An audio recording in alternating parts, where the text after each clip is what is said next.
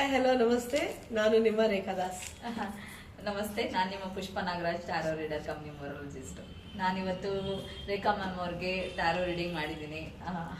Ma'am ಹೇಗೆ ಅನ್ನಿಸ್ತು ನನ್ನ ರೀಡಿಂಗು? ಇವತ್ತವರೆಗೂ ನಾನು ಯಾರ ಹತ್ರನೂ ಟ್ಯಾರೋ ರೀಡಿಂಗ್ ಮಾಡಿರಲಿಲ್ಲ. ಇದೇ ಫಸ್ಟ್ ನನ್ನ ಲೈಫಲ್ಲೇ ಅನ್ಬೋದು. ನನ್ನ ಲೈಫಲ್ಲೇ ಇದು ಫಸ್ಟ್ ಟೈಮ್ ಟ್ಯಾರೋ ರೀಡಿಂಗ್ ಮಾಡಿರೋದು. ಬಟ್ ನಾನು ಏನು ಕೇಳಿದೆ, ಅವ್ರ ಹತ್ರ ಒಂದೆರಡು ವಿಷಯ ಕೇಳಬೇಕಾಗಿತ್ತು. ಇದು ನನ್ನ ಪರ್ಸನಲ್ ವಿಷಯ ಕೇಳಬೇಕಾಗಿತ್ತು. ಕೇಳಿದ್ಮೇಲೆ ಐ ಫೆಲ್ಟ್ ನಾನೇನು ಅನ್ಕೊಂಡಿದ್ನೋ ಮನಸ್ಸಲ್ಲಿ ಅದು ನನಗೆ ನಿಜ ಅನಿಸ್ತು.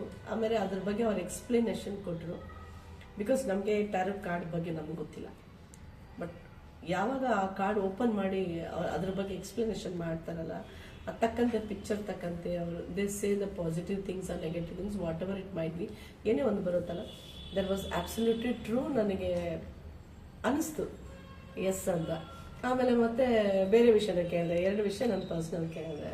ಎರಡೂ ಅದೇ ಥರನೇ ಪಾಸಿಟಿವ್ ರಿಪ್ಲೈ ಬಂತು. ನಾನು ಅದು ಮನಸ್ಸಲ್ಲಿ ಅಂದ್ಕೊಂಡಿದ್ದು ಸೇಮ್, ಅವ್ರು ಹೇಳಿದ್ದು ಸೇಮ್, ಅಲ್ಲಿ ಬಂದಿದ್ದು same. So it was amazing. ಒಂದು ಡಿಫ್ರೆಂಟ್ ಎಕ್ಸ್ಪೀರಿಯನ್ಸ್ ಇತ್ತು. So it was nice. Thank you so much. Thank you. ಒಳ್ಳೇದಾಗ್ಲಿ, ನಿಮ್ದು ಸಕ್ಸಸ್ ಆಗ್ಲಿ.